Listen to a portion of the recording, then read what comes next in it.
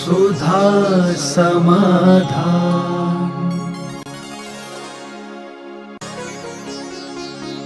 नमोस्तु गुरुदेव, लोगों को शिविरों में हिस्सा लेने के लिए कैसे प्रेरित किया जाए? जब उसको अपना स्वयं का कार्य मान लिया जाए तो प्रेरित करना नहीं पड़ता, वो प्रेरित हो जाता है। जैसे शिविर लगाने वाले जितने विद्वान हैं, प्रभारी अभी बनाए गए हैं, जो स्नातक बंधु हैं, ये मान कर के शिविर न लगाएं कि हम कोई संस्थान की सेवा कर रहे हैं। ये मान के न सोचें कि हम जिनवाणी की सेवा कर रहे हैं। ये मान के करें कि हम अपने आत्मा के धर्म की सेवा कर रहे हैं। क्योंकि जैन दर्शन में ये धर्म किसी का नहीं, अपना धर्म है। यदि हम पढ़ाने जाते हैं तो हम क्यों ये सही सोचते हैं कि मैं शिविर में पढ़ाने जा रहा हूँ, मैं अपने स्वयं का सम्यक दर्शन दृढ़ कर रहा हूँ। जब मैं पढ़ाने जा रहा हूँ तो मैं अपने ज्ञान का क्षयोपशम स्वयं मजबूत कर रहा हूँ। जब हम प्रभावना कर रहे हैं तो हम क्यों सोचें कि हम जब धर्म की प्रभावना कर रहे हैं, हम यह सोचें कि हम अपने सम्यक दर्शन को मजबूत कर रहे हैं। तो पढ़ने पढ़ाने वाले स्नातकों को अपना मान करके, जब तुम 2 पैसे के लिए, मजदूरी के लिए एक स्कूल में जाकर 5 घंटे पढ़ा सकते हो, माँ धन के लिए, तो अपने आत्मा के धर्म के लिए माँ साल भर में 10-5 दिन पढ़ाने करके कितना बड़ा पुण्य ले सकते हो। मजबूरी में व्यक्ति पैसों के कारण दिन भर पढ़ाता है, सुबह से शाम पढ़ाता है, और ट्यूशन मिल जाए तो क्यों पढ़ाता, माँ धन के लिए। और धर्म के लिए जब बात आती है तो हर स्नातक को अपने आत्मा का धर्म मानकर, अपने खुद का धर्म मानकर के सम्यक दर्शन का अंग मानकर कार्य करना चाहिए। पढ़ने वालों के लिए हमेशा यही सोचना चाहिए, मैं कोई जिनवाणी नहीं पढ़ रही हूँ, मैं अपने आत्मा का उत्थान कर रहा हूँ, मैं अपने आत्मा का विकास कर रहा हूँ, मेरी आत्मा की पवित्रता कर रहा हूँ। तो ऐसा मानेंगे तो हमें प्रेरित करने की अपेक्षा तुम्हें प्रेरित होना चाहिए, अवभाग्य मान करके पढ़ना चाहिए, अपना स्वरूप मान करके अध्ययन अध्यापन कराना चाहिए। नमोस्तु गुरुदेव, वर्तमान में जैन संतों द्वारा धार्मिक पुस्तकें लिखी जाती हैं जो जैन धर्म और मोटिवेशन के ऊपर लिखी जाती हैं। क्या हमें इन पुस्तकों को जिनवाणी में ही मानना चाहिए? पूज्य उमा स्वामी महाराज ने 2 प्रकार का सूत्र कहा है, एक अंग बाह्य और एक अंग प्रविष्ट। तो अंग प्रविष्ट की मजबूती के लिए अंग बाह्य की सहायता ली जाती है, चाहे नीति हो, चाहे मोटिवेशन हो, चाहे मनोविज्ञान हो, चाहे कोई उदाहरण हो, चाहे काल्पनिक उदाहरण क्यों भी ना हो। यदि व्यक्ति के शिक्षा देने का, व्यक्ति के आत्मा को पवित्र करने का संदेशा मिलता है तो सब जिनवाणी के अंतर्गत आता है। सवाल होना चाहिए सामने वाले का उत्थान, समस्त पापों से मुक्ति, मन की पवित्रता, मन की निर्मलता। देखिए, मैं एक उदाहरण तुम्हें देता हूँ। एक माँ बेटे से कह रही है, एक जिनवाणी में कहा गया कि रात्रि भोजन नहीं करना हिंसा है, जीव मरते हैं, ये कहा गया, ये धर्म शास्त्र है। और ऐसा कह के रात्रि भोजन त्याग करा रहे हैं। एक माँ बेटे से शास्त्रों की भाषा नहीं समझा पा रही है और बेटा शास्त्रों की भाषा नहीं समझता है। तो एक माँ ने कहा, बेटा देख, रात में खाएगा तो सींग निकल आएंगे। अब ये जो रात में खाएगा तो सींग निकल आएंगे, एक माँ ने बेटे से कहा, इसको किस शास्त्र में लेना चाहिए? किस शास्त्र? ये जिनवाणी है। क्योंकि उद्देश्य क्या है? रात्रि भोजन त्याग करना है। अब रात्रि भोजन त्याग करने का तरीका चाहे सींग निकाले, चाहे सींग मारे। यदि थप्पड़ भी मारना पड़ता है किसी बुराई को त्याग करने के लिए, तो वो व्यवस्था भी जिनवाणी के अंतर्गत ही है। उद्देश्य होना चाहिए सुधारना। जिनवाणी के अंतर्गत देश की रक्षा करना है, तो वो भी एक जिनवाणी का तो उपदेश है कि देश की रक्षा कर रहा है। कोई व्यक्ति किसी को डंडे से सुधार रहा है क्योंकि वो समझाने से नहीं मान रहा है, तो वो भी तो जिनेंद्रियों का उपदेश है। तो जिनवाणी शब्द का अर्थ इतना ही है जो हितकारी हो, हित करने वाला हो। वो प्रत्येक शब्द जो है जिनवाणी है, कठोर भी हो सकता है और नम्र भी हो सकता है। मोटिवेशन एक नया शब्द है। वो तो मोटिवेशन शब्द इसलिए बोलना पड़ता है आजकल क्योंकि आप उसी भाषा में समझते हो। मोटिवेशन का अर्थ है भावना। मोटिवेशन का अर्थ है भावना, संस्कार, मनोविज्ञान, साइकोलॉजी, एक प्रकार की नीति। उसे हम नीति कहते थे, संस्कार कहते थे, भावना कहते थे। इंग्लिश में आज की भाषा में मोटिवेशन कह रहे हैं।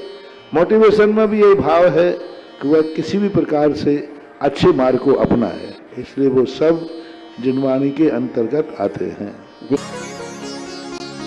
नमोस्तु गुरुदेव। एक व्यक्ति हैं जो 92 साल के हैं और उन्होंने इस उम्र में पहली कक्षा में एडमिशन लिया है, इसे क्या कहेंगे? यानी 92 साल में और पहली कक्षा में एडमिशन लेना, इनका भविष्य बहुत उज्जवल होने वाला है। पढ़ने की रुचि देखो, परीक्षा देने की रुचि देखो। भले ये कुछ लिख पाए हों या पढ़ पाए हैं ना पढ़ पाए हों, लेकिन इन्होंने जो परीक्षा दी है, इस परीक्षा देने से उनका इतना बड़ा क्षोभसम बनेगा कि अगले भाव में वे 8 साल अंतर मुहूर्त में अपने आप ज्ञान को प्राप्त कर लेंगे। रुचि तो हुई, एक भाव तो बना, परिणाम तो जगा कि नहीं मुझे परीक्षा देना है, और कुछ नहीं तो इतना ज्ञान तो उनको हुआ कि मुझे परीक्षा देना है। यह उत्साह कम नहीं है। इसलिए सब लोगों से मैं कहना है, शास्त्र इसलिए मत पढ़ो कि तुम समझ में आ जाएगा, शास्त्र इसलिए पढ़ो कि मेरे लिए लिखा गया है तो मैं उसको एक बार जरूर पढ़ूंगा। नमोस्तु गुरुदेव। पुराने मंदिर को नया बनाने पर कुछ लोग कहते हैं कि प्राचीनता समाप्त हो रही है, ऐसे लोगों को हम क्या कहें? वो कुछ नहीं कह रहे हैं, चमगादड़ों को खंडर ही पसंद आते। अब तो चमगादड़ों को आप कितने ही समझाओगे, उनको तो खंडर ही पसंद आते हैं। और जो हंस होते हैं उनको नए नए स्थान, महल पसंद आते हैं। परिवर्तन युग के अनुसार होता आया है, होता रहता है। समय परिवर्तित होता है, हर चीज का विनाश है, और हर चीज का यदि उसका नवीनीकरण ना हो तो एक दिन वह समापन को प्राप्त हो जाता है, एक दिन वह नष्ट हो जाता है। नष्ट होने के पहले उसको संभाल लेते हैं तो ये परंपरा चलती जाती है। अपन को कोई चिंता नहीं करना। मैंने पहले ही कहा ना, विरोध जब हो रहा हो तो विरोधी का कभी विरोध मत करना, क्योंकि वह व्यक्ति जो विरोध कर रहा है उससे तुम्हारा अतिशय, तुम्हारी शक्तियां बहुत ज़्यादा बढ़ रही हैं, बहुत ज़्यादा बढ़ रही हैं। आज बांसी सबसे छोटा गांव था और सबसे बड़ा जिनाला बना करके पंचगणा किया है। ये कम तुम्हारी शक्ति थी क्या? नमोस्तु गुरुदेव। जब भगवान बाहुबली ने तपस्या की थी तो उनके ऊपर लता, फूल, झाड़ियाँ आदि उग आए थे, क्या ऐसा हुआ होगा? यथार्थ सत्य वो तो हुआ ही है, उसी का ही चित्रण किया गया है। क्योंकि वो जंगल में जाकर के 1 वर्ष तक स्थिर खड़े हो गए। और आपको मालूम है कि बरसात में कई बेलें अपने आप उगती हैं और वो उन पर चढ़ती रही। अपन 1 घंटे को जंगल में खड़े हो जाओ तो कितने कीड़े मकोड़े चढ़ जाते, कितने कीड़े मकोड़े आकर के बाधा पहुंचाते हैं। तो वो तो 1 साल तक निश्चल करे गए। ये यथार्थ हुआ है, उसका ये चित्रण है, ऐसे काल्पनिक नहीं। नमोस्तु गुरुदेव। ज्ञान स्वभाव और ज्ञाता स्वभाव में क्या अंतर है? ज्ञान हमारा स्वभाव नहीं, ज्ञान गुण है। स्वभाव हमारा ज्ञायक स्वभाव है, ज्ञाता स्वभाव है। ज्ञान स्वभाव और ज्ञाता स्वभाव में बहुत अंतर है। ज्ञान जान रहा है, लेकिन वो जानने का जो लाभ है, मालिक है, वो आत्मा है।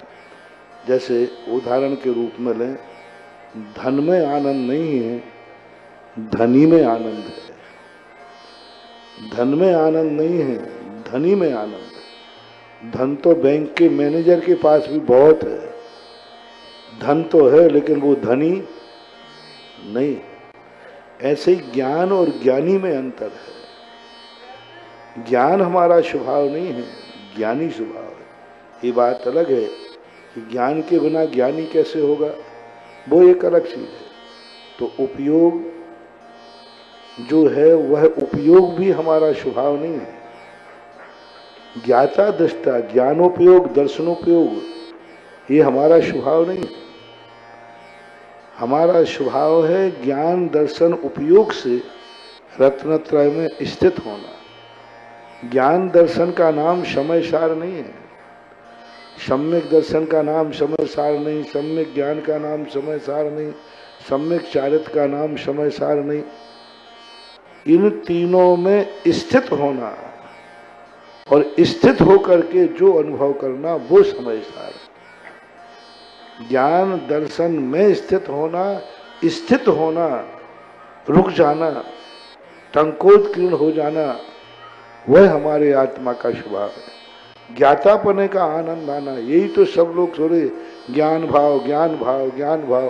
अरे ज्ञान भाव क्या करेगा, वो तो अनादिकाल से है। लेकिन ज्ञायक भाव, जो ज्ञाता भाव है, उसकी अनुभूति यदि हो जाती है तो इसलिए बार बार कुंद स्वामी ने ज्ञान को आत्मा का स्वभाव नहीं कहा, ज्ञाता दृष्टा को, ज्ञायक भाव को आत्मा, बार बार वो ज्ञायक भाव कहते हैं। ऐसा जानना चाहिए, वह ज्ञायक भाव ही हमें प्राप्त करना है। ज्ञान भाव तो सदा से बैठा हुआ है। तो ऐसी स्थिति में ज्ञान और दर्शन उपयोग ये साधन है, ये करण है, ये आत्मा कर्ता है, गुण करण है। कर्ता स्वतंत्र होता है, करण पराधीन होता है। इसलिए ये तो आत्मा के कार्य करने वाले वर्कर हैं, नौकर हैं, आदेश को मानने वाले हैं। ये तो अनुचर है।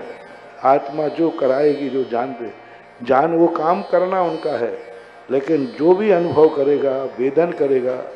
इसलिए पूज्यवर कुंद स्वामी ने ज्ञान को अलग कहा, ज्ञान चेतना को अलग कहा। तीन चेतनाएं कही, कर्म फल चेतना, कर्म चेतना, ज्ञान चेतना। ज्ञान चेतना जब उन्होंने सिद्धों में कही, बहुत बड़ी बात है। पूज्यवर कुंद स्वामी पंचास्तिका है। पाणद मरिकंताणम नानम विंदंती जे जीवा। ज्ञान तो अनादिकाल से था,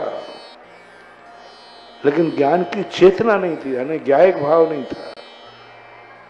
केवली भगवान को भी ज्ञायक भाव नहीं है, ज्ञाता ज्ञान चेतना नहीं है। केवली भगवान को भी ज्ञान चेतना नहीं है। सिद्धों के ज्ञान चेतना घटाई पंचास्तिका। इससे सिद्ध समझो। और ज्ञान चेतना दो ही प्रकार की होती है, ज्ञान चेतना और दर्शन चेतना।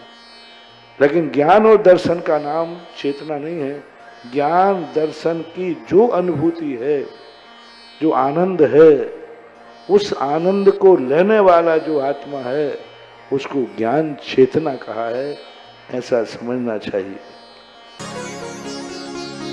नमोस्तु गुरुदेव, आपने अपने जीवन में अनेक सफलताएं पाई हैं। क्या आप इन सफलताओं पर कोई संकलन लिखना चाहेंगे? देखो, हमारे भगवानों ने इतनी सफलताएं प्राप्त की, इतने चमत्कार अतिशय हुए, उन्होंने कभी अपनी आत्मकथा नहीं लिखी।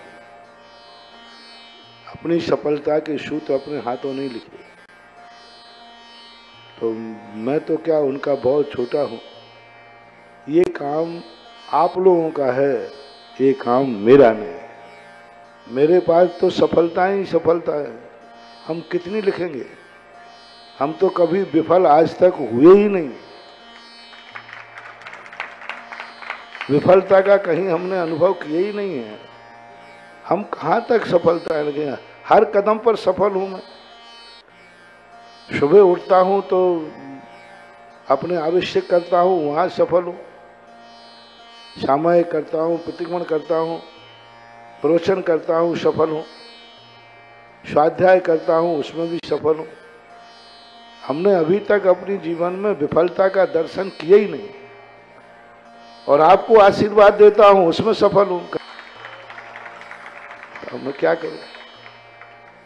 बताओ, टीकमगढ़ के कार्यक्रम हुआ, सफल हुआ कि विफल हुआ? पृथ्वीपुर का सफल ही सफल। तो अब इतनी बड़ी कहानी तो लिखी नहीं जा सकती। जिंदगी में एक आध सफलता मिले तो उसके सजा के रख लिया जाए। जिसकी जिंदगी में पग पग पर सफलता है, कितनी सजा के रखोगे, आगे और मिलेगी, चलते जाने दो। एफडी बना के वही रखता है जिनको मालूम है कि बड़ी मुश्किल से पैसा बचा पाया। एफडी बना दो, जिसकी प्रतिदिन की इतनी कमाई हो, वो क्या एफडी बनाएगा? वो तो इन्वेस्ट करता है, एफडी नहीं बनाता। एफडी में और इन्वेस्ट में अंतर है। वो इन्वेस्ट करके अपना व्यापार बढ़ाता रहता है, व्यापार बढ़ाता रहता है। तो वहाँ पर अपने लिए तो कुछ मैं क्या लिखूं? यदि मैं प्रतिदिन 1.5 घंटे सुबह बोलता हूँ, 1.5 घंटे 1 घंटे अभी बोलता हूँ, दोनों के प्रवचन मिले जाए तो 30-40 पेज हो जाते। 20-25 सुबह के और 10-15 40 पेज हो जाते लगभग। लोगों ने लिखे हैं टाइपिंग करके। अब प्रतिदिन के 40 पेज हैं तो 1 महीने के कितने हो गए भाई? तो साल भर के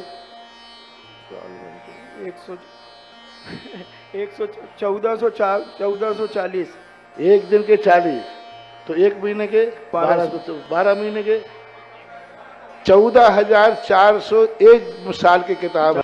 1 महीने के 1200 हुए ना, 14,401 साल के पेज है। और मैं 40 साल से बोल रहा हूं। पूजवर के चरणों में रहा, वो थोड़ा सा कम कर दो। 93 से कितने थे, 97 से कितने थे, 40 साल मान लो लगभग। 40 में 2-4 साल कम, 35 साल से मान लो। बीच के थोड़े बहुत बिहार के कम कर दो, 30 साल के। तो 1 साल के 14,400 हैं, तो 30 साल के कितने हुए? 4,32,000 हम प्रवचन, मतलब इतने शब्द बोल सके हैं। कितनी किताबें हो गई? एक किताब में 300 पेज होते, 4,25,000 हुए। 300 पेज का 300 का भाग दे दो इसमें 4 लाख, 1640 किताबें लिखो। अब तुम छपवाते रहना, लिखवाते रहना। ये तो हुए ये बीच का स्वाध्याय, अभी जोड़ा नहीं दोपहर का, जो हम स्वाध्याय करते हैं दोपहर में, वो नहीं जोड़ा, और चर्चाएं नहीं जोड़ी।